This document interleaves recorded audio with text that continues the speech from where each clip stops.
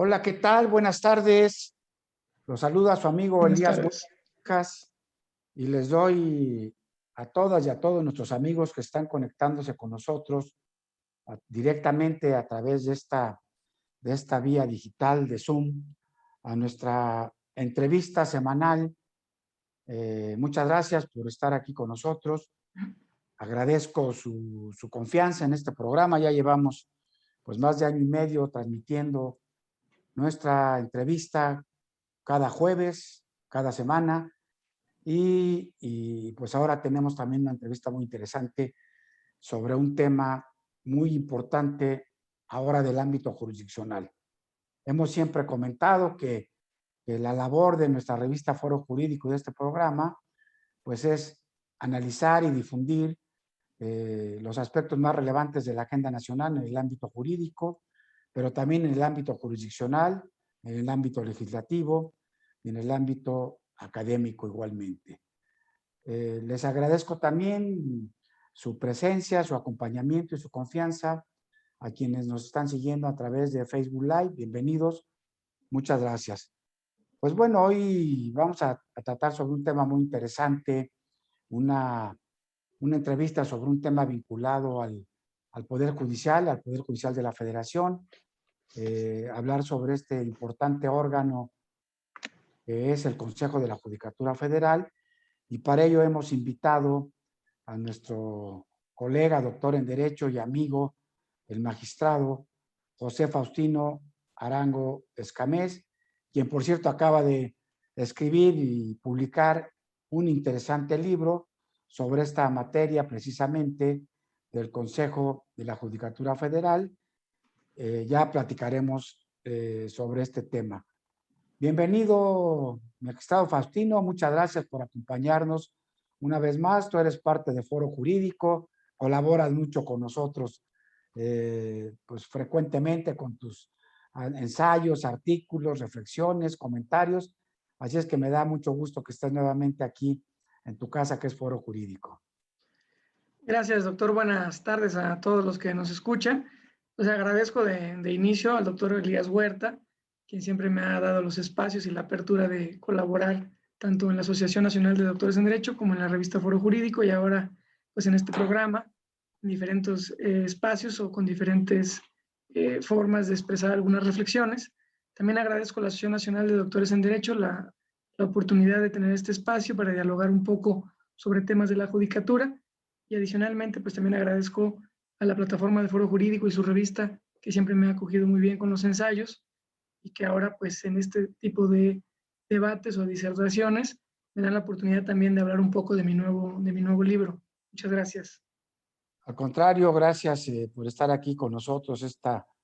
esta tarde, y déjenme comentar que el magistrado José Faustino Arango Escamés, pues así como lo ven, es muy joven, es un actor muy joven, pero también es come años, se le conoce un poco en plan de broma coloquialmente, el chiquis magistrado en el ambiente judicial, porque cuando lo ven así de frente es tragaños, es muy jovial, es muy joven. Así es que pues nos da mucho Gracias. gusto que nos acompañe, pero déjenme decirle que él tiene 20 años trabajando ya en el Poder Judicial de la Federación. Inició como oficial judicial hace 20 años, ha prácticamente pues escalado toda la escalera, valga la redundancia, jurisdiccional, empezando desde los cargos más modestos hasta ser ahora ya fue juez federal, es magistrado federal, y actualmente tiene una labor muy importante como visitador judicial, precisamente una de las áreas del Consejo de la Judicatura Federal. Y bueno, pues hoy platicaremos también de la mano de esta importante institución polémica, cuestionada en sus orígenes, sobre este interesante libro que recién publicó, su segundo libro importante en la materia, nuestro invitado de hoy, El Consejo de la Judicatura Federal en México. Tiene otro libro también anterior, que es El Poder Judicial, análisis en torno al reconocimiento social, casos de México, España y Estados Unidos. Bueno, pues antes de empezar haciéndote la primera pregunta, mi querido magistrado Faustino, déjame saludar y agradecer a nuestros amigos que ya se nos están conectando desde Tabasco, desde Jalisco, en Guadalajara, desde el Estado de México, obviamente del Distrito Federal, desde Puebla tenemos varias gentes conectadas con nosotros, así es que nos da mucho gusto que estén siguiéndonos. Y seguramente en el curso del programa se nos irán conectando pues otros compañeros. Pues mira, el Consejo de la Judicatura Federal inició con muchas críticas y no ha dejado de seguir siendo criticado, inclusive no obstante que es una institución que existe a nivel federal y que también pues a nivel local se ha replicado, sigue habiendo muchos cuestionamientos. Y bueno, una de las partes importantes de este libro que tú acabas de publicar y de tener ya en circulación, pues habla sobre precisamente la misión, sobre el origen de los consejos de la Judicatura Federal. Entonces, bueno, nos gustaría, aunque afortunadamente tenemos un público que en su mayor parte es especialista en estos temas, abogados, abogadas que nos siguen frecuentemente, pues sí me gustaría que nos hicieras alguna reflexión sobre cuál es la misión, cuál es el origen, por qué el Consejo de la Judicatura, el Consejo de la Judicatura en general y de alguna manera pues el federal. Y déjame pues saludar también a nuestros amigos que ya se están conectando con nosotros desde Tuxpan, Veracruz, paisanos tuyos, desde Michoacán, desde Morelia, Michoacán también. Pues, adelante, Faustino, por favor. Sí, gracias. Pues, bueno, antes que nada agradezco a gente que se conecta de lugares donde yo he estado en mis inscripciones y donde también mi familia paterna es originaria. Pues, entrando en el tema que pregunta doctor, pues yo considero que el Consejo de la Judicatura en lo general, no solo en México, es un órgano que tiene por objeto realmente la administración, digamos, la guía del día a día de lo que implica todo un poder judicial. Es un órgano, digamos, que no forma parte del Poder Judicial en el ámbito jurisdiccional, pero que sí tiene por objeto, pues, dar las vertientes, las directrices, los lineamientos de cómo se debe llevar a cabo la vida institucional en el ámbito administrativo.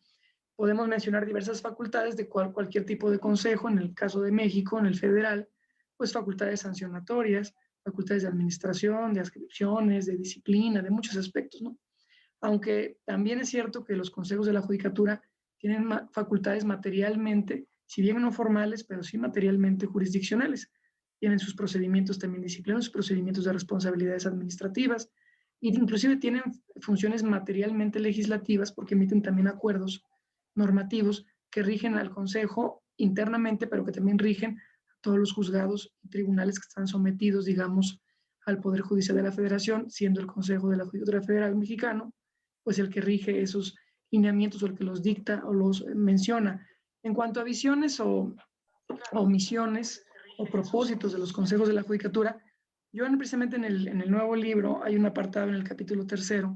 donde hago referencia en concreto a los perfiles de consejero y consejera de la Judicatura Federal, que aplica para cualquier tipo de país que tenga un consejo de la Judicatura. Y ahí hago referencia a que, por ejemplo, los perfiles, visiones o propósitos de todo consejo, pues es generar una vocación de servicio en todos los servidores públicos que integran la institución, desde magistrados de circuito hasta los puestos, digamos, más modestos, como usted refería.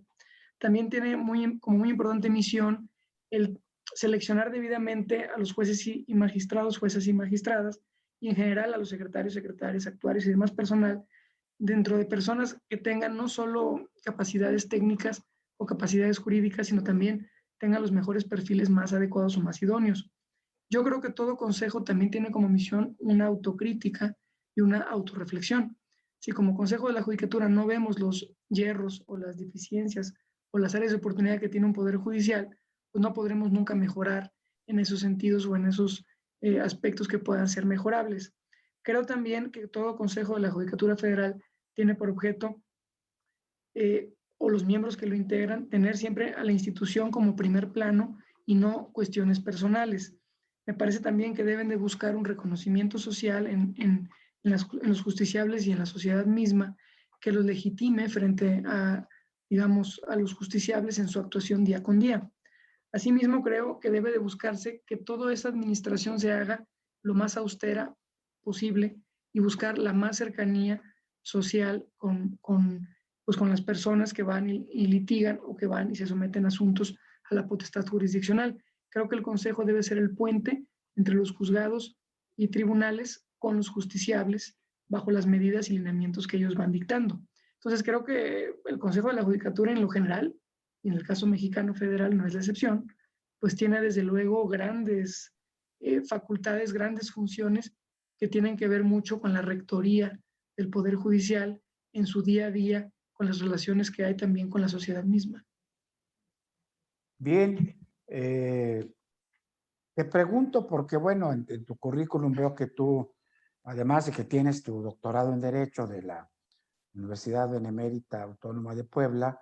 pues estudiaste especialidad de Derecho Constitucional en Salamanca y tienes también una maestría en Derecho Constitucional y Amparo. Pero tú has analizado el fenómeno del Consejo de la Judicatura, ya lo comentábamos hace un rato en tu primer libro, de Estados Unidos, también de México, y bueno, pues también de España, y has estudiado en España. ¿Qué? Yo tengo la idea, no sé si me equivoque, que en realidad esa institución un poco la copiamos de España. ¿Es cierto esto? ¿O qué hay de... ¿Cuál es nuestro referente más inmediato para establecer hace más de 20 años el Consejo en la ciudad, en la Constitución mexicana? Pues el Consejo, efectivamente, en el libro anterior que publiqué también por Editorial Porrúa, y de paso agradezco a la Editorial Porrúa que siempre me ha dado el espacio de publicar, hablo del Poder Judicial en lo general y su reconocimiento social y hago un estudio comparado de México, España, Estados Unidos.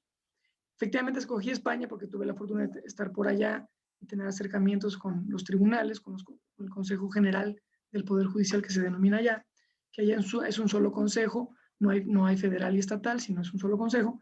Y en el caso de Estados Unidos, porque pues tengo familiares en ese país, del lado paterno, toda mi familia es de ese país, es americana, y tuve las cercanías con abogados, hermanos de mi papá que trabajan allá,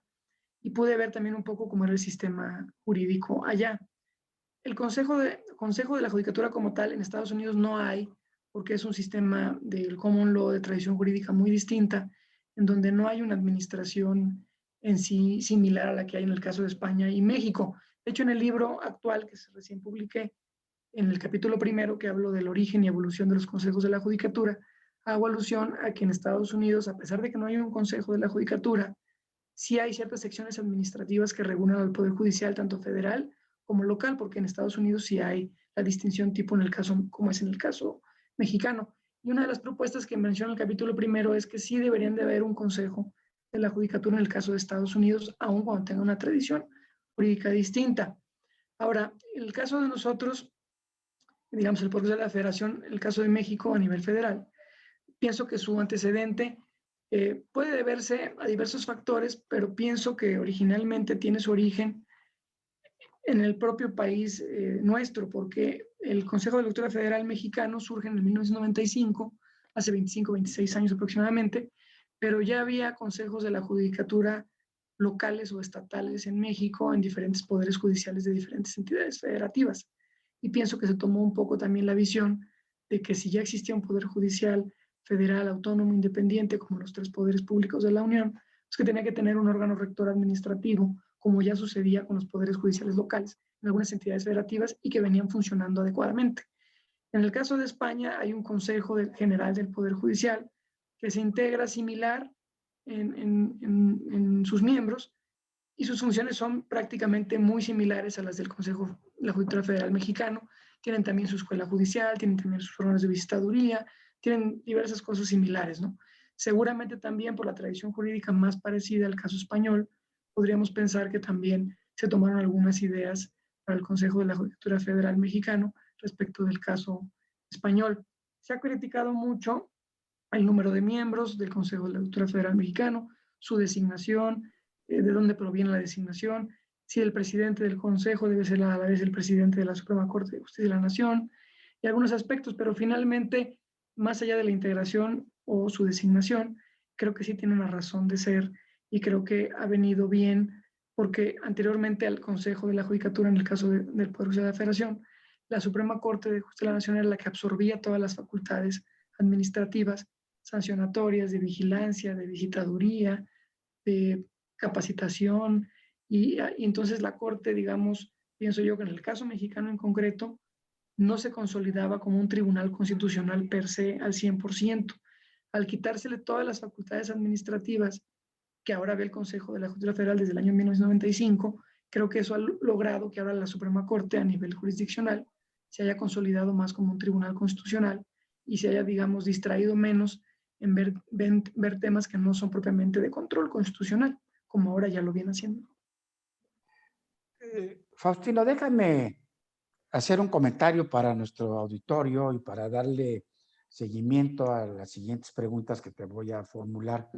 En la introducción de este interesante libro que tú acabas de publicar, El Consejo de la Judicatura Federal en México, pues te hace el prólogo el ministro, nuestro amigo o colega, también miembro de la Asociación de Doctores en Derecho, Juan Luis González Alcántara. Y él hace algunas reflexiones interesantes. La primera de ellas que me llama la atención es que califica que él encontró en tu libro, al analizarlo para hacer el prólogo, que hay una dosis muy importante de autocrítica y luego también que hay una dosis muy importante de propuestas para tratar de mejorar y estar renovando esta importante institución. Paralelamente, y casi en este momento surge a la vida tu segundo hijo, tu segundo libro, que son hijitos. Así es. Pues estamos en medio de una importantísima reforma judicial, muy cuestionada por el tema de la famosa ley Saldívar, que finalmente ya se le dio vuelta a la página con ese tema de inconstitucionalidad que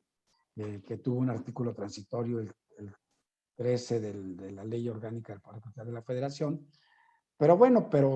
estamos un poco en la misma línea. Tú haces un libro autocrítico, un libro propositivo, con nuevas ideas, y de repente surge una reforma judicial que no es ni lo profunda ni lo integral que esperábamos, pero que incide mucho precisamente en el tema de la carrera judicial, de la administración de los jueces, del combate a la corrupción del Poder Judicial, y bueno, pues ahí van de la mano, ¿no? Entonces, en ese sentido, pues hemos tenido ya con la reforma aprobada y con las leyes secundarias aprobadas, salvo este prietito en el arroz que fue la ley Saldívar, este artículo que les concedió de manera graciosa e inconstitucional 2 años más de vida como presidente de la Corte al ministro Saldívar y a los consejeros de la Judicatura también otros 2 años contra el texto constitucional, pues como que ya se dejó de ver lo más importante, que era ver precisamente el tema si se va a combatir la pequeña, grande o no nepotismo, corrupción que pueda haber en el Poder Judicial de la Federación, y el tema de la carrera judicial. Y bueno, tú abordas sobre esas cuestiones. Y yo quisiera entonces hacerte una pregunta en esta tesitura de la recién aprobada reforma judicial y de tu libro publicado, de la mano también de algunos cuestionamientos que se han venido haciendo, de que el Ejecutivo pretende, y con estas reformas lo intenta también, menoscabar la independencia y la autonomía judicial. Hay una reiterada intención del titular del Ejecutivo de tratar de someter al Poder Judicial. Y esto no es nuevo, ya Montesquieu decía que siempre los gobernantes tienen una natural inclinación y ambición a tratar de concentrar todos los poderes en ellos, ¿no? Pero bueno, en ese orden de ideas, dime cómo se estructura el Consejo de la Judicatura en cuanto a sus consejeros, y si te parece que el procedimiento de designación sea el más adecuado, o si ya requería un ajuste, ¿no? Porque la reforma judicial no habla nada al respecto. Sí, gracias, doctor. Bueno, en el primer aspecto que comenta en cuanto a la autocrítica o la autorreflexión, sí, a mí siempre me ha gustado en los ensayos que he escrito, en revistas o inclusive en los libros que he publicado, otros de coautoría y estos propios, hacer precisamente autocríticas y autorreflexiones, porque no me gusta escribir sobre temas declarativos o únicamente históricos, aunque es también bonito hacer reflexiones históricas, pero creo que lo importante es hacer propuestas concretas que puedan ayudar o puedan a lo mejor ser parte de un debate para un mejoramiento de una institución. En el primer libro efectivamente hice alrededor de 9 propuestas concretas para el mejoramiento del reconocimiento social del Poder Judicial de la Federación, tomando un poco algunos aspectos de España y de Estados Unidos que allá yo vi con investigación de campo y encuestas de entrevistas que ayudaban mucho a la imagen del Poder Judicial en esos países que nos podrían venir bien acá en México. En este libro actual del que estamos platicando, son 17 propuestas concretas las que yo realizo y van en diferentes áreas. Algunas son de la escuela judicial, otras son de carrera judicial, otras son desde luego de la visitaduría judicial, que ahora me desempeño pues como magistrado visitador en la visitaduría.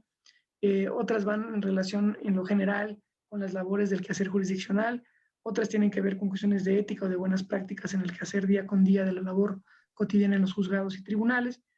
pero finalmente la idea es hacer propuestas que puedan servir al lector para reflexionar y ver en qué se puede mejorar, y las he tratado de llevar también a diversos foros como este programa que me da el espacio para hacerlo. En cuanto al tema de la reforma judicial actual, creo que fue un paso muy bueno, creo que hay cosas muy importantes que sí se aprobaron y que están, creo que van a funcionar sobre todo a mediano y largo plazo.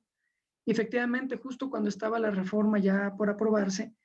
pues estaba yo trabajando ya en la culminación del libro. Precisamente esperé los tiempos para estar y saber qué cosas ya iban a estar en la ley orgánica o en ley ya normativa bajadas de la Constitución como reforma constitucional, para no hacer propuestas que ya estuvieran realmente desarrolladas en la actualidad, sino propuestas que no estén en la reforma. Y hice algunos comentarios de las que sí están en la reforma que me parecen muy buenas, que yo también tenía pensado como que podrían ayudar a un mejoramiento en las áreas del Consejo en lo particular y en general del Poder Judicial de la Federación. Algunas de esas propuestas, como dije, pues tienen que ver con diversos aspectos, en diversas áreas del propio Consejo internas, pero en concreto, en el tema que me pregunta de los miembros, su designación, su conformación o su forma de llegar a ser consejero o consejera de la Judicatura Federal, en el caso del Poder Judicial Federal Mexicano, me parece, en el libro, en el capítulo segundo, hago referencia a esos estudios, porque ha sido muy criticado el número de miembros, por ejemplo, ha sido criticado de dónde vienen designados, ha sido criticado si el presidente del Consejo de la Judicatura Federal debe ser a su vez el presidente de la Suprema Corte de Justicia de la Nación. Y bueno, yo en cuanto al número de miembros, por empezar por algún punto, en el libro hago referencia que me parece que es un número adecuado. La mayoría de los consejos de la Judicatura se integran por 5 a 9 miembros.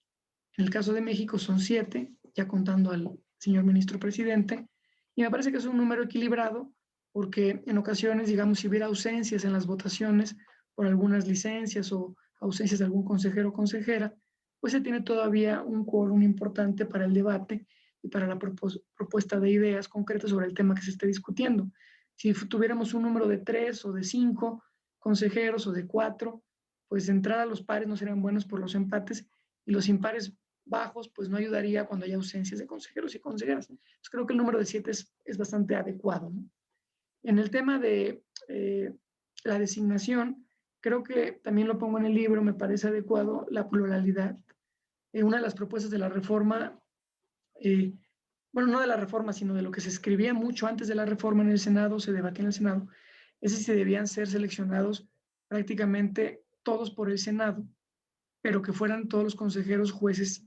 juezas, magistrados o magistradas, pero que la designación viniera directamente del Senado. Es decir, todos los miembros, excepción del presidente de la Corte, que es el presidente del Consejo a la vez, los otros 6 que fueran provenientes del Senado, pero que se tomaran los senadores, los tomaran de entre los jueces y magistrados federales, o juezas y magistradas. Yo disiento un poco de esa propuesta que se había dicho y que la pongo también en el libro Mi Disentimiento y motivo del por qué disiento. Creo que como está estructurado me parece adecuado, son 3 consejeros designados por la Suprema Corte de Justicia de la Nación, de Por entre el pleno, jueces, ¿verdad? De ministros, por por la el Pleno mayoría de de los Ministros diputados. de la Corte, de entre los jueces, juezas, Que magistrados y además ese es un magistrados proceso federales. exhaustivo. es un proceso muy exhaustivo, ¿no? Claro, digamos, una especie de oposición y además se busca que sean jueces, juezas, magistrados o magistradas ratificadas, ¿no? Es decir, ya con cierta trayectoria aprobada y con ciertos cánones éticos ya aprobados a lo largo del tiempo. Los otros dos consejeros son provenientes del Senado de la República y el otro consejero restante, para ser los 6, es proveniente directamente del Poder Ejecutivo Federal. Y el séptimo consejero, pues, es el ministro presidente de la Suprema Corte de Justicia de la Nación, que a su vez es presidente del Consejo de la Judicatura y que ese, bueno, pues es designado por sus compañeros ministras, compañeras ministras y ministros. Y entonces realmente la designación de los consejeros nos quedamos en los 6 que mencioné. Y creo que sí es plural porque hay una mayoría judicial, es decir, el Consejo o el Poder Judicial de la Federación tiene su autonomía y su independencia salvaguardada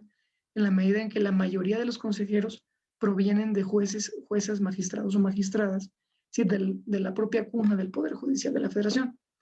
Pero hay un contrapeso importante en las decisiones porque tenemos 2 del Senado y 1 del Poder Ejecutivo Federal. O sea, al final de cuentas, sí hay un equilibrio o un contrapeso que me parece importante que exista dentro del Senado y del Poder Ejecutivo, que también participa en las decisiones de la Judicatura Federal, A aun y ver, cuando déjame hacerte una pregunta la mayoría en es ese del Poder tema. Judicial. Eh, con todo respeto a quienes han ocupado los cargos de consejeros de la Judicatura designados por el Senado, varios de ellos conocidos, amigos míos, gente muy respetable, académicos, pero a mí me parece, en una crítica que se comparte además en la academia, en el foro, es que está muy cargada la mano ahí hacia el titular del Poder Ejecutivo en turno. Por ejemplo, desde que el Consejo de la Judicatura se creó, más o menos el poder en las cámaras se había venido alternando con PRI y con PAN. Entonces, de estos dos consejeros normalmente se lo repartían, uno lo nombraba la fracción parlamentaria del PRI y otro la fracción parlamentaria del PAN en el Senado, sin cuestionar desde luego la capacidad de ninguno ni la honorabilidad. Siempre tenían un signo político y, por decir alguna cuestión, pues 2 de ellos eran en su momento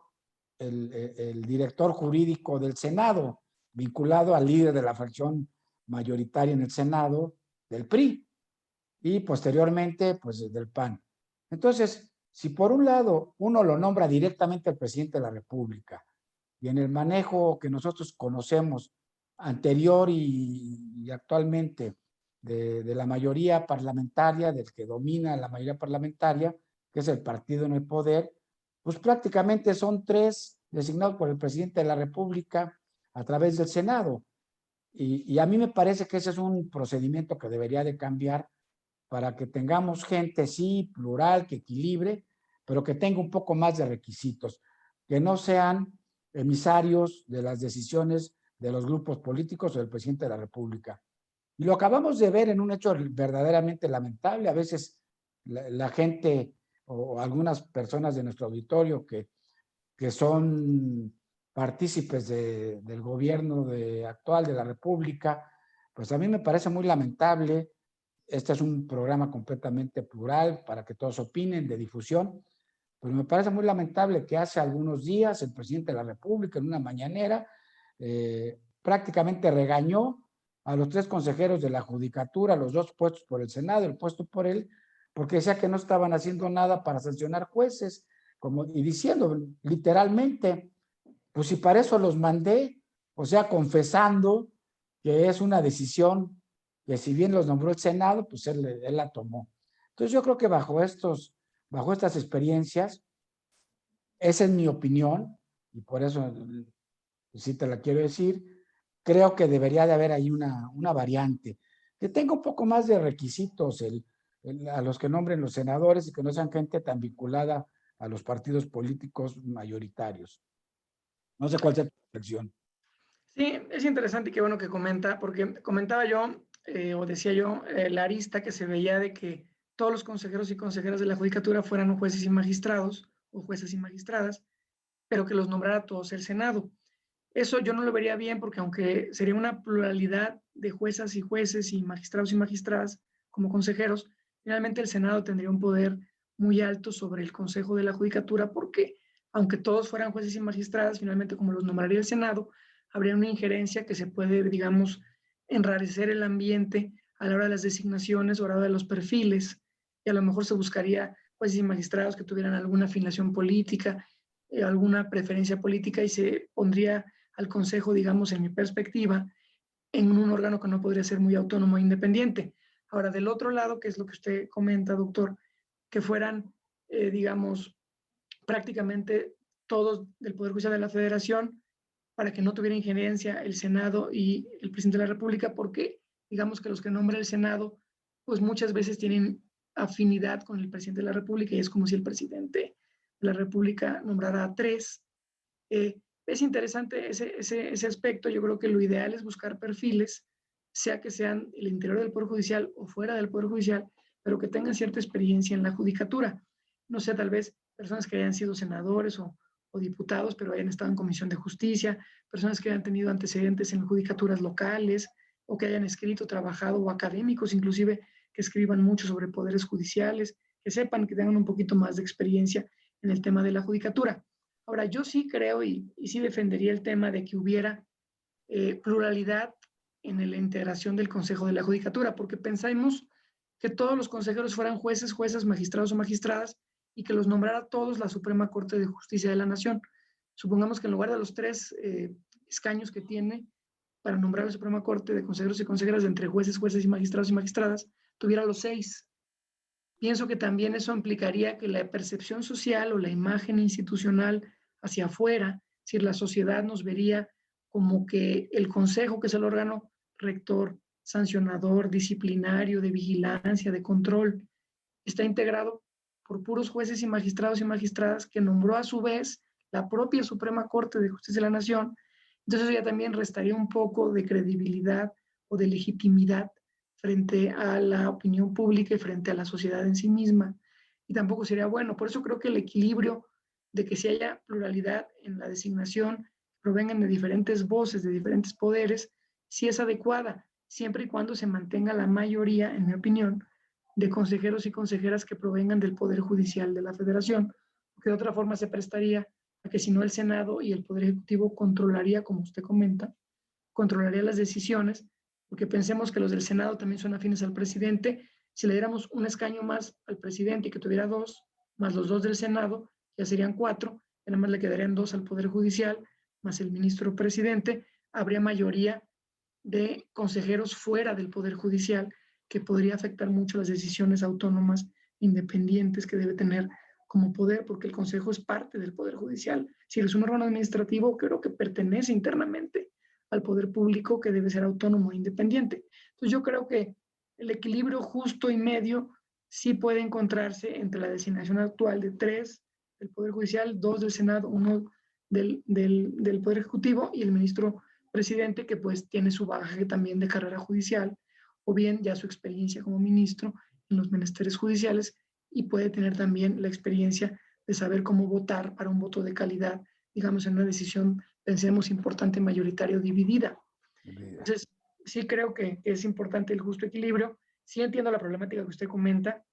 de que puede prestarse a eso y que realmente vayan al Consejo de la Judicatura los consejeros que puedan ser de ajenos al Poder Judicial con tintes políticos o con propósitos que pueden ser como este tema que comenta de las mañaneras, de sancionar jueces y demás, que debo decir, en ese punto hago una acotación, yo que estoy en la Vistaduría Judicial y que tuve la fortuna de que me incorporara al equipo de trabajo del señor ministro presidente actual Saldívar, y he estado de cerca siguiendo procedimientos disciplinarios e investigaciones a jueces y juezas y magistrados y magistradas. Creo que se ha venido haciendo lo que en otras presidencias se ha venido también haciendo, que es la disciplina y la sanción a los jueces y juezas que no se han conducido, magistrados o magistradas, que no se han conducido adecuadamente. En esta presidencia actual creo que ha habido inclusive un aumento de esa fiscalización, de esa vigilancia y de esa disciplina al interior del Poder Judicial, y que también va desde, inclusive desde actuarios secretarios, no solo jueces, juezas, magistrados o magistradas. Claro, yo comparto contigo, no estoy en contra de que haya una pluralidad en la representación de los consejeros. Desde luego que me parece correcto que intervengan los tres poderes, ¿no? Y que esté alguien que represente. Si hay alguien que representa abiertamente al presidente de la República porque lo nombra él y porque es un colaborador de él, como es el caso ahorita muy prestigiado el maestro Batis, pero fue su procurador de justicia en el Sí, momento que él fue jefe de gobierno. Es una persona completamente vinculada pues, a sus intereses, a su pensamiento, a su ideología. Pero los que sí son nombrados por el Senado, yo también creo que deberían de tener algunas cualidades básicas y no ser gente tan comprometida políticamente con los dirigentes partidistas o con el propio presidente de la República, ¿no? Pero bueno, todos sabemos que, al menos en nuestro país, el presidente de la República, pues es el líder natural también de su partido, así es que es la voluntad del presidente la que designa a los consejeros a través del Senado. Yo creo que ahí sí habría que hacer un ajuste, pero bueno, ya hemos pasado un poco más de la mitad del programa, me interesaría que entráramos a algunos de tus planteamientos más concretos que tienes en este interesante libro y que vienen de la mano de los puntos básicos de la reforma constitucional judicial que se acaba de aprobar y en las leyes secundarias. Por ejemplo, cuando bueno, el presidente de la Corte, Arturo Saldívar, ha puesto en el centro del debate de esta iniciativa y ahora de la reforma, el combate a la corrupción, el combate al nepotismo y el presidente el tema de los sueldos. Y tú abordas estos tres temas de alguna manera en tu libro, eres visitador, aunque eres joven, tienes 20 años ya en el Poder Judicial, conoces desde sus entrañas a la estructura. ¿Qué reflexión podrías darnos sobre el tema de cambios de adscripción, de ratificación de juzgadores, la existencia de familiares en el Poder Judicial de la Federación y el tema de los sueldos y salarios que tanto, o sea, déjame antes de que contestes hacerte y a nuestro auditorio que nos sigue, una reflexión muy personal. sí, Yo estoy de acuerdo en que es excesivo a veces la manera en que los funcionarios de alto nivel del Poder Judicial de la Federación eh, introducen a muchos cargos, a familiares cercanos, políticos, lejanos, en fin. Pero también no podemos dejar de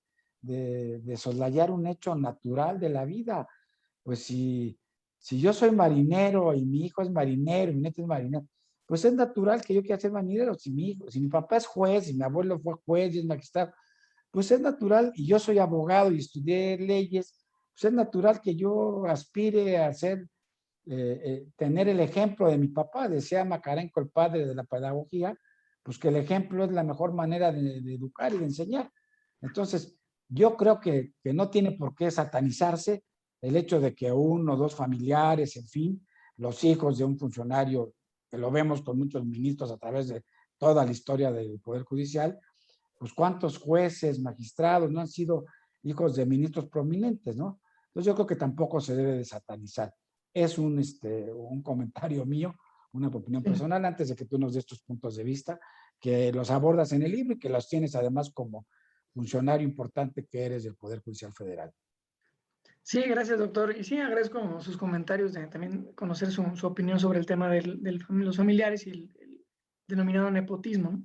En el libro, precisamente, en efecto, hago entre las 17 propuestas, la número 17 habla un poco de cómo podría ser un equilibrio o un justo medio en los temas sensibles que yo llamo, que en el capítulo quinto desarrollo como una de las propuestas y hago un análisis en mi percepción de cómo se está viendo actualmente por los embates pues, mediáticos y de la opinión pública y demás, los temas que son 4 temas en concreto: adscripciones, ratificaciones de jueces, juezas, magistrados y magistradas, salarios y sueldos o sueldos, y el tema de los familiares. En el capítulo quinto hago un estudio de eso y lo llamo como temas sensibles en la judicatura mexicana que están sujetos a debate o escrutinio público, que esto tiene tiempo que se ha hecho comentarios sobre estos temas, pero que actualmente han venido a tener a partir de hace no sé, 3, 4 años, un poco más de debate en cómo se manejan o cómo está el Poder Judicial de la Federación en sus entrañas, en el tema interno, en estos 4 rubros. Y curiosamente, estos 4 rubros, quiero destacar, que son competencia o tienen mucha injerencia, por no decir que total injerencia, el Consejo de la Judicatura Federal. En cualquier país, en el caso de México, el Consejo de la Judicatura Federal mexicano, para el Poder Judicial de la Federación, pues no es la excepción. Entonces, viendo este panorama, yo quise hacer en el libro una autocrítica y una autorreflexión, como hago en todas las propuestas que realizo, y que bien decía el ministro, que aprovecho para también agradecer al ministro Juan Luis Alcántara, González Alcántara y Carranca, que haya tenido a bien de elaborar el prólogo del libro, y sus comentarios también fueron muy valiosos y su percepción y opinión en algunos aspectos de la obra, ¿no? En el tema de descripciones, vámonos por uno, si me permite, doctor. En el tema de descripciones, yo creo que empezó el sexenio del presidente de la República actual con un tema que tenía que ver con rotaciones y que el Senado lo empezó a trabajar como para ser parte de la reforma judicial. Creo que es importante la estabilidad en la inscripción, en mi perspectiva, con la experiencia que yo llevo en el Poder Judicial. Sin embargo, también me parece que si hay titulares o jueces, jueces, magistrados que empiezan a tener una cierta injerencia en las ciudades o en los circuitos o en los estados o entidades federativas donde están adscritos, que no deberían tener o un protagonismo que no deberían tener porque no es la función del juez o jueza o magistrado o magistrada, y empiezan a tener relaciones o a construir relaciones con autoridades, con dependencias de gobierno, con los despachos más comunes de abogados del circuito de la ciudad. Si ellos no cuidan que deben de ser imparciales y objetivos en no mezclar sus relaciones personales con estos foros litigiosos o con estas dependencias, creo que ahí sí se pueden justificar, y no solo justificar, sino que será una necesidad importante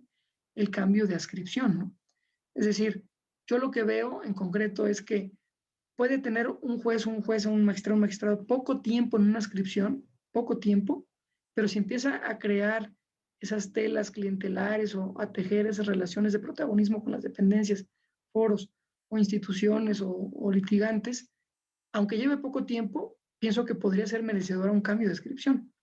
porque no es lo más sano que el juez o jueza o magistrado tenga preferencias en los asuntos con personas que están en el litigio, en los expedientes, con los que ha tejido tal vez algunas relaciones más allá de la labor jurisdiccional. Entonces, aunque lleve poco tiempo, sería tal vez sano el cambio de adscripción. Y por el contrario, puede haber un juez, jueza, magistrado que lleve años en la misma ciudad, tal vez 10, 15, 20 años en la misma ciudad, pero que haya sido siempre muy cuidadoso en su objetividad, en sus relaciones con los demás dependencias, en su imparcialidad, digamos, no asistir a desayunos personales, a comidas personales, a informes de gobiernos de gobernadores, es decir, por citar algunos ejemplos, ¿no? Entonces, si él ha cuidado muy bien su autonomía, su independencia y su imparcialidad, a pesar de que lleve 15, 20 años, tal vez no es necesario un cambio de adscripción porque su juzgado, su tribunal funciona bien y él, sus relaciones personales no lo han llevado a tener predisposición en los asuntos. Entonces no importa tanto el tiempo. Yo lo que planteo en el libro, en el tema de adscripción, es que el tiempo de estancia no es un medidor único para saber si un juez o magistrado debe de ser cambiado o rotado de adscripción, sino que deben verse otros factores. Inclusive, si alguien pide, por ejemplo, Colima, porque es de ahí, y empieza a verse que tiene familiares ahí, que no sé, el periódico de las ciudades de la familia, que conoce a los abogados, que estudiaron con él en la facultad, pues eso no será lo más adecuado, aunque lleve a lo mejor 3 meses en la inscripción, creo yo que sería muy bueno el cambio. Y habrá otros casos de 25 años en la inscripción que no ha habido esas problemáticas y no importa que sigan más tiempo. Es decir, no es un tema de tiempo en el lugar, sino de cómo se conduce el juez o la magistrada o magistrado con las relaciones fuera del órgano y que no impacten en su independencia, su autonomía y su imparcialidad, ¿no? Ahora, en el tema de ratificaciones, que es el otro tema sensible, digamos, que está en el escrutinio público, creo que desde anteriormente ya el Consejo Federal, desde que se creó en el 95, ha sido escrupuloso en la ratificación, que son 6 años en el cargo de juez o de magistrado, o bien sumados los que sean de uno o de otro, que den 6, para ratificarlos. Y esa ratificación implica que salvo causas graves de responsabilidad, tienes ya el cargo o el retiro forzoso hasta los 75 años de edad. Creo que las ratificaciones siempre han sido bastante escrupulosas, bastante regladas, y siempre ha habido un procedimiento de ratificación muy, muy serio para no ratificar a jueces, juezas, magistrados, magistrados que realmente no lo merezcan. Se da un aviso inclusive en el diario oficial, se abre la puerta a la queja al público, a litigantes, a justiciables. Y en la actual presidencia del señor ministro Saldívar, pues se ha venido reforzando lo que ya se venía haciendo con un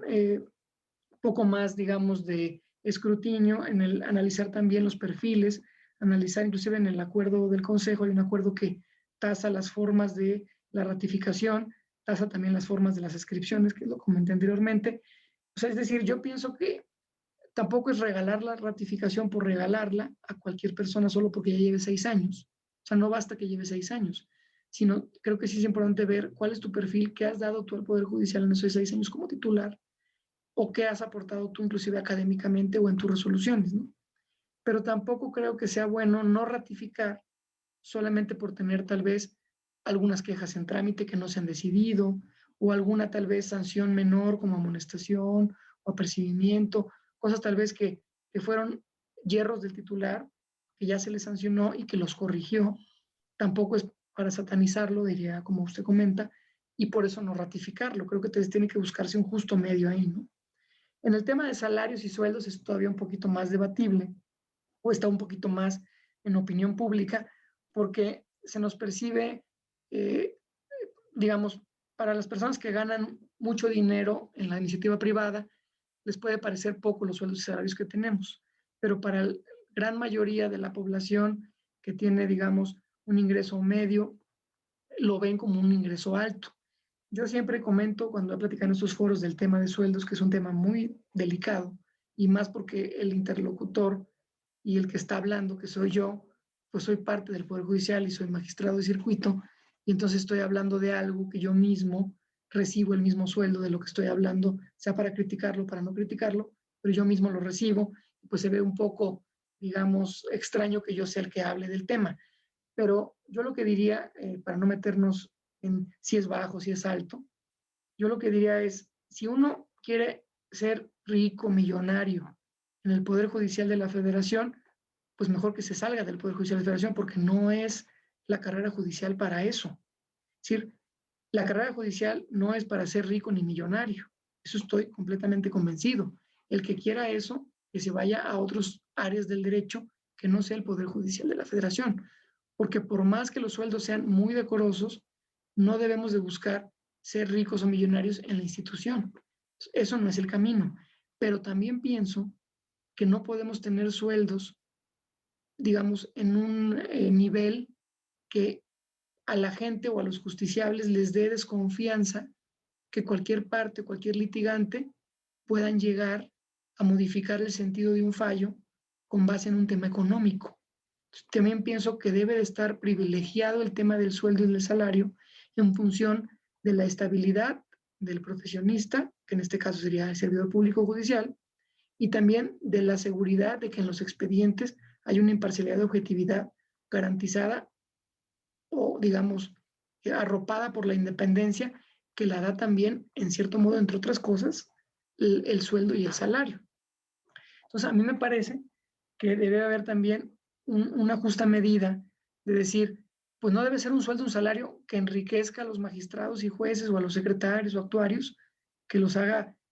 como si fuera iniciativa privada, un lucro, digamos, pero tampoco debe ser un sueldo que realmente no responda a las necesidades mínimas de un servidor público dedicado a la impartición de justicia, que además debe de ser objetivo, imparcial e independiente. Y la Entonces, dicho responsabilidad que esto, acarrea, ¿no? La toda responsabilidad la que acarrea responsabilidad que acarrea en cada asunto, en cada la fallo, impartición de la justicia, inclusive ¿no? en el tema penal, pues hay hasta riesgo de diversos temas de integridad física, pero fuera del tema penal también hay riesgo y hay responsabilidades administrativas en el Estado por decidir asuntos en forma errónea o por fallar asuntos contra jurisprudencia. Podemos ser sujetos también a delitos, ¿no? Bueno, Entonces ¿te sí parece creo, entonces en términos generales que es creo que es razonable importante. los salarios que tienen Debe de ser ustedes? razonable, sin buscar, desde luego, Pero que el juez y ¿consideras que son magistrado sea... razonables? ¿Consideras que En este momento considero que son muy, muy razonables Yo inclusive en el libro hago referencia, y lo he comentado en foros, que si se decidiera ajustar los salarios, yo aquí me van a comer vivo algunos compañeros, pero si se decidiera ajustar los salarios en un porcentaje todavía menor, prudente, seguirían siendo salarios decorosos, ¿no? ¿Qué? Pero tampoco podemos estar pensando en que debemos de ganar lo doble, lo triple, porque entonces ya queremos enriquecernos como si fuéramos iniciativa privada y no lo somos, somos servidores públicos. Y como servidores públicos debe haber también un límite de que la sociedad no perciba que los funcionarios públicos se enriquecen con el erario, ¿no? Sin Oye, embargo, Faustino, en el caso de déjame jueces y comentarte magistrados es que delicado el tema, ¿no? ya llegamos ya prácticamente a la parte final del programa, nos quedan unos 7, 8 minutos, y Sí, quisiera hacerte algunas preguntas pidiéndote respuestas breves sobre sí. algunos temas interesantes o novedosos que planteas en tu libro. Por ejemplo, ¿qué es esto de los jueces adjuntos que me llama la atención, ¿no? Digo, sé lo que es un profesor adjunto, pero bueno, de manera muy breve, ¿a qué obedece esta propuesta y qué significa los jueces Sí, adjuntos? esta propuesta va de la mano con las propuestas que hago dirigidas al tema de la escuela judicial, ahora denominada Escuela Federal de Formación Judicial, en el caso del Poder Judicial Federal Mexicano, y tiene que ver con una figura que se da en algunos países europeos, como España, en donde el juez que es designado ya juez, sea por como haya sido designado, que en el caso de México es concursos de oposición, por cierto, muy estrictos y muy rigurosos, pero que cuando ya le van a dar la inscripción tenga la posibilidad de al menos ir un tiempo de juez adjunto con un juez ya titular a ver cómo es el despacho judicial en la vida ya real, cotidiana, porque aunque tenga la experiencia de ser oficial, actuario, secretario en un órgano, no es lo mismo que ya estar de juez o de magistrado, ¿no? Inclusive hay veces que secretarios concursan para jueces, pero que no estuvieron nunca en juzgado de distrito, sino estuvieron en colegiado. Entonces es muy importante que tengan la experiencia previa a ya estar en las riendas de su propio juzgado, de tener ellos una experiencia como jueces adjuntos. Inclusive la escuela judicial anteriormente preveía esto, que era una especialidad que también la propongo en el libro, que se retome, de 6 meses, que era tanto para los secretarios, estar 6 meses haciendo proyectos como si estuvieran ya en vivo, previo a llegar a ser secretarios en un juzgado o tribunal. Y los jueces hacían simulacros de juzgados antes de llegar a su juzgado, y los magistrados simulacros de sesiones y demás antes de llegar allá al tribunal. Entonces, esa es la figura, se toma el O caso sea, lo que español tú donde se planteas es aplican que todos los que van a previo a la ser inscripción, jueces, todos previo. deben pasar antes por ser adjuntos. Sí, para que tengan una experiencia, porque a mí me tocó que yo llegué de juez y aunque ya tenía mucha experiencia de secretario actuario y oficial, por ejemplo, tenía poca experiencia en algunas áreas del juzgado que me había tocado, estoy en juzgado mixto, y a la hora de ya ser juez tuve que aprender muchos manejos sobre la marcha, ¿no? Creo que es importante esa figura de juez adjunto previa, ¿no? Y si me permite decir nada más el tema de los familiares, que ya me quedó ahí en el tintero, Ok. comparto lo que usted comenta, de que no debemos satanizar y que obviamente yo creo que el tema es el nepotismo, y los acuerdos que ha sacado el Consejo me parecen buenos, en el sentido de que una cosa es el exceso de familiares que puede existir, a lo mejor, no sé, 14, 15 familiares de una persona, y al perjudicial, Algunos tenían 30. o 30, digamos, ya se puede discutir mucho si los 30 que están son realmente capaces o son mejores que los anteriores que estaban o no estaban, ¿no? Entonces, yo creo que lo importante es la cantidad o el exceso, eh, tratar de equilibrarlo. Y el segundo punto es que el hijo de un magistrado, de un juez o el sobrino, demás, no por ser hijo ya no tenga derecho, pero tampoco que por ser hijo tenga el acceso ya directo a los cargos, sino yo soy amigo de las oposiciones, de hacer concursos de oposición, inclusive en los cargos de oficial judicial. Entonces, que el propio hijo de magistrado, si quiere entrar por judicial como oficial judicial ya titulado, pues se somete a una oposición con los demás, que tal vez no son hijos, y que sea un examen objetivo, transparente, y que el mejor agarre el puesto. Es decir, no prohibir que los familiares estén en el Poder Judicial, pero tampoco que tengan entrada directa como si tuvieran un beneficio, una canonjía, solo por ser familiares. Sí, yo creo que buscar un justo equilibrio ahí, ¿no? O sea, ver Perfecto. al más capaz, ¿no? A ver, otra pregunta, pues ya casi la Sí, penúltima diría, para casi cerrando el programa y que nos cerraras con una reflexión final en general con los retos del Consejo de la Judicatura Federal. Ya nos has estado diciendo algunos, pero un tema muy polémico ha sido siempre, y aunque frecuentemente se dice que adelante, que las puertas están abiertas, es el de la posibilidad que quien no tiene carrera judicial puede entrar a los concursos de jueces o de magistrados, a los litigantes que también tienen una experiencia. Tú propones que esto debe de abrirse claramente y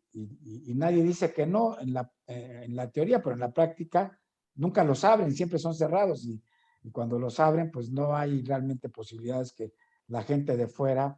ingrese al Poder Judicial de la Federación. ¿Alguna reflexión al respecto? Sí, en el Lo Poder más Judicial de la breve que se Federación pueda. y en el Consejo de Justicia Federal ha habido concursos internos de oposición y concursos libres.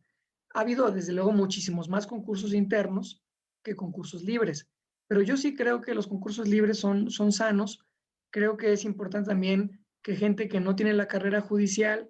pero que ha estudiado mucho los temas de la judicatura, que ha escrito sobre temas de judicatura, que ha dado clases o cátedras sobre temas de la judicatura, puedan tener la posibilidad de someterse a una oposición,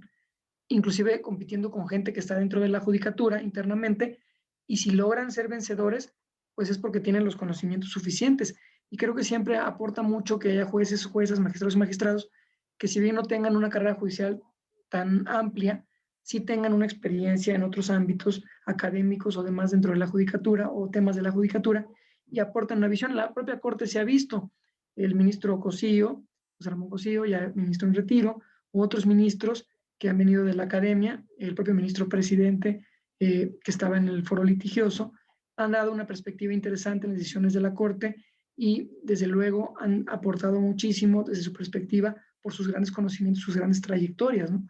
Entonces yo creo que no debe cerrarse a solamente el tema interno. Desde luego que lo común es que haya concursos internos, pero sí ha habido alrededor de, si no mal tengo entendido, alrededor de unos 8 o 10 concursos libres de oposición desde el 95 que se creó el Consejo de la Judicatura Federal. Bien, pues ya prácticamente llegamos al final del programa, nos quedan 3 minutos. Me gustaría que nos dieras una reflexión final y si puedes decirme cuáles serían para ti en este contexto y lo que manifiestas en tu libro, los 3 grandes retos del Consejo de la Judicatura Federal del momento. Yo creo que, para sintetizarlo en los 3 ejes centrales que debe haber, creo que todo Consejo de la Judicatura, todo en general en cualquier poder judicial de cualquier país, debe primero tener una capacidad de autocrítica y autorreflexión, de saber las áreas de oportunidad que se pueden mejorar y de lo que tal vez se está haciendo no tan bien que pueda ser perfectible. El segundo punto es importantísimo, creo que debe buscar la cercanía con la sociedad, la cercanía con las personas, con los litigantes, con los foros, para que el Poder Judicial, a través del Consejo, sea ese puente que yo decía de comunicación con la sociedad. Y el tercer punto que debe de buscar muchísimo es un reconocimiento social, una legitimidad de las personas que nos ven como servidores públicos, a través no solo de la calidad de las sentencias en el nivel jurisdiccional, sino también en la eficacia en el empleo de recursos públicos. Es decir, las políticas de austeridad ayudan mucho a que la gente pueda tener una percepción social mejor, más allá del quehacer cotidiano jurisdiccional, en la calidad de las sentencias o de las resoluciones, también que se aprecie que hay una cercanía, una calidez humana y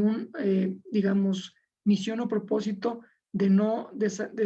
digamos, despilfarrar los recursos públicos en cosas que tal vez no sean lo más importante para la sociedad. Entonces, creo que serán los 3 grandes ejes rectores: la autocrítica, reflexión, la cercanía con la sociedad y la eficacia en el empleo de recursos públicos.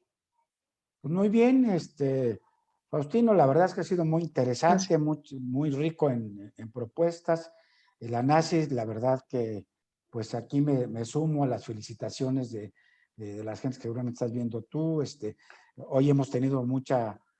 participación y mucha audiencia de Jalisco, me da gusto, de Guadalajara, de otros lugares. Normalmente Elías de Años se nos conecta, o Ignacio Navarro, en fin, les agradecemos su confianza, de Hidalgo también, de Aguascalientes, Francisco Pérez, tu alumna Sandra Mendoza, que te felicita cuando fue alumna tuya Gracias. ahí en la Escuela Judicial. En fin, pues la verdad es que muy interesante, te deseamos mucho éxito con este libro. Seguramente habrá siempre cosas nuevas que reforzar. Yo he estado muy atento con la relación con los compañeros magistrados de la Asociación Nacional de Magistrados y Jueces del Poder Judicial de la Federación, que participaron muy de cerca con todas estas propuestas de la reforma judicial, pero bueno, pues hay una sensación de que se quedaron muchos temas en el tintero y que necesitamos una reforma todavía más profunda. Ojalá haya tiempo. Pues también saludos del maestro Ángel buen día, de muchas personas que aquí nos van siguiendo. Gracias por estar con nosotros. Y yo despediría el programa, pues primero agradeciendo a todas las personas que se conectaron hoy con nosotros a través de Facebook Live y desde luego directamente con este programa digital. Muchas gracias por su confianza y particularmente a ti, felicitarte por tu libro. Sigues siendo un funcionario muy joven. Creo que tienes muchas cosas que aportar todavía al Poder Judicial de la Federación, sobre todo con esa beta académica también que tienes como profesor de muchas instituciones públicas y privadas, de universidades, y ahora como visitador judicial. Así es que te felicito. Gracias por haber compartido tu tiempo y tus experiencias con nosotros. Te agradezco mucho y pues los invito a todos a que nos sintonicen el próximo jueves a partir de las 7 de la noche en otra edición más de nuestra entrevista semanal de Foro Jurídico. Pues Gracias a todos y gracias. todas por los comentarios y al doctor Elías, y agradezco las palabras que estoy aquí leyendo. Muchas gracias por el espacio. Buenas noches, hasta Buenas noches. luego. Me despido de ustedes y les deseo que tengan un buen reposo y hay que seguirnos cuidando de esta pandemia que no cesa. Buenas noches, hasta luego.